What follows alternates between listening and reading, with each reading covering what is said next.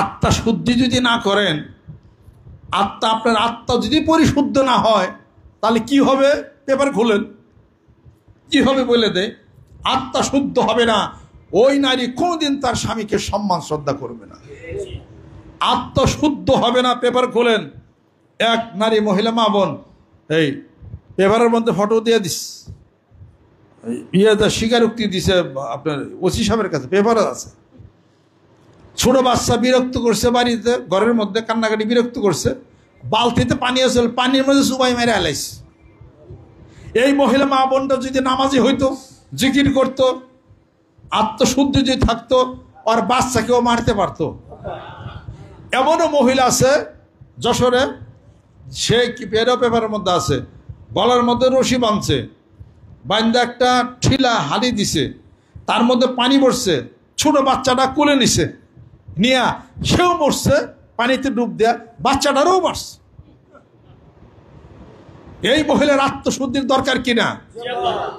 আত্মশুদ্ধির রাজনীতি দেওয়া হবে নাকি আল্লাহর জিকির দেওয়া হবে, নাকি কোরআন দেওয়া হবে?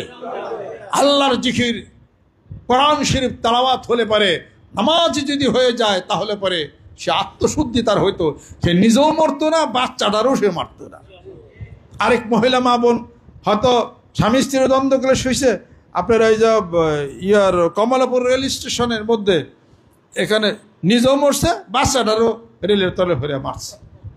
এটা কোন ধরনের ঘটনা? ঢাকাতে এক পুরুষ মানুষ তার স্ত্রীরে 6 খণ্ড করছে। আবার পেপারে পড়লাম স্ত্রী তার স্বামীরে 12 খণ্ড করছে, ডবল 12 খণ্ড করছে।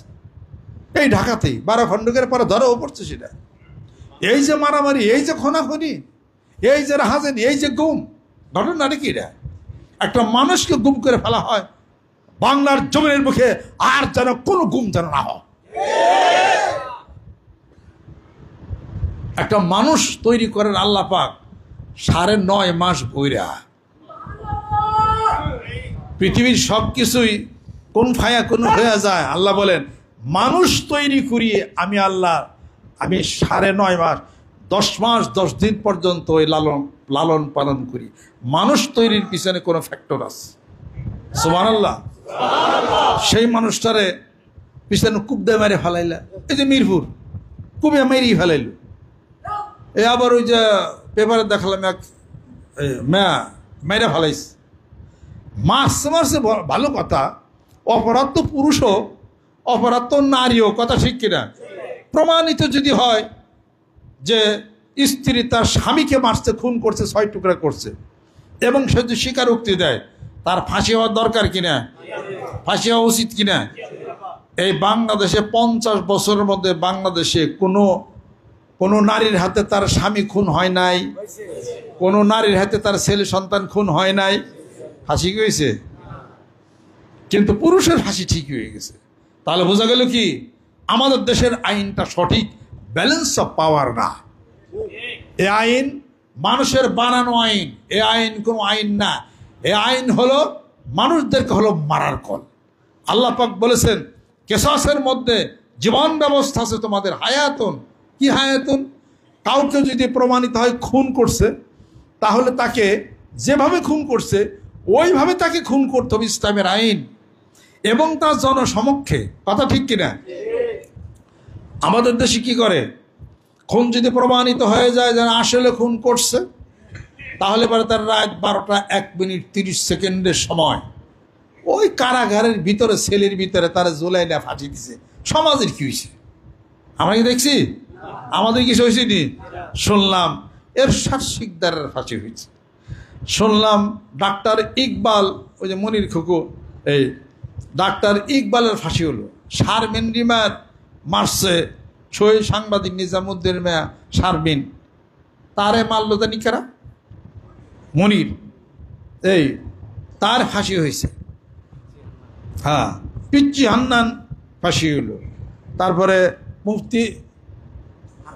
মুফতি হান্নান, তার ফাঁসি হলো। বাংলা বাই, তার ফাঁসি হলো। শায়েক রহমান, তার ফাঁসি হলো। ফাঁসি তো মেলা এমএনসি হয়েছে। আমার কি হয়েছে? সমাজের কি উপকার হয়েছে বলেন তো? আপনারা বলতে পারেন সমাজের কি উপকার হয়েছে এই ফাঁসি হইলে? সরকারও তো বলতে পারবেন না। এই জাস্টিস বসো, প্রমাণ করে দাও সমাজের কি উপকার হয়েছে। উপকার যদি হয়ে থাকে, যে লোকটার ফাঁসি দিলা ওর উপকার হয়েছে, সমাজ উপকৃত হয় নাই। ওর উপকার এই জন্য হয়েছে, আল্লাহ পাক বলেন আমি একটা মানুষকে প্রকৃতপক্ষে দোষী যদি হয়, তার যদি কোনো বিচার যদি হয় হাসরের ময়দানে, দ্বিতীয়বার বিচারের সম্মুখীন আমি আল্লাহ করব না। সুবহানাল্লাহ।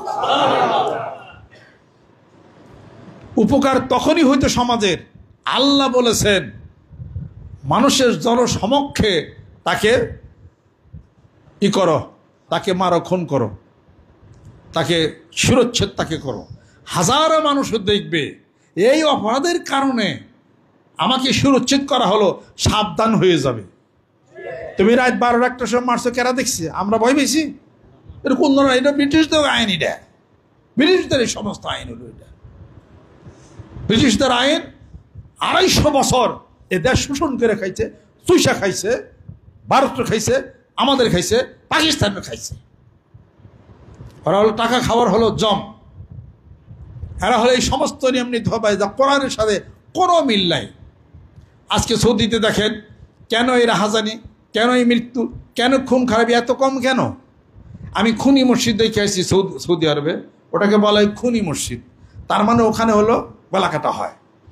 ওরা যায় যে হাইটে উঠে দেখেছি, কয় যে ইনি খুন করাম, কই কারাইটে দিন তোর বাড়ি রাইব আবার সারে আনা হয়। ওরা দেখেই তো আপনাদের পিলা কাপ্য। কালো একটা গাড়ির মধ্যে সব লোক সাইড দেয়, কালো একটা গাড়ির মধ্যে আসি, এই মুস আমার মতো চিকন চাকন মানুষ, এই উঁচা লম্বা, এই মুস, মাথার মধ্যে একটি বেরি ভরা, হাতে একটা তরবারটা এতটুকু হবে। বাংলাদেশি টাকার 20 লাখ টাকা তরবারি, বুঝেন কি?